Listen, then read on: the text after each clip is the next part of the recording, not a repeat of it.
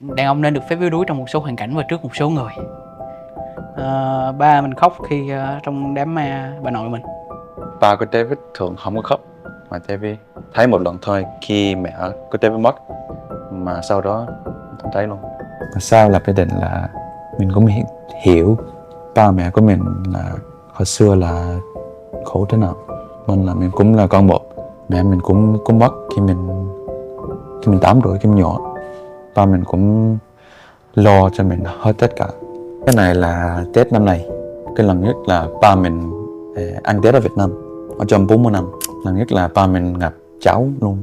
Hình ảnh này rất là meaningful, là có ba ở bên cạnh mình mà cũng có con, cũng có vợ mình.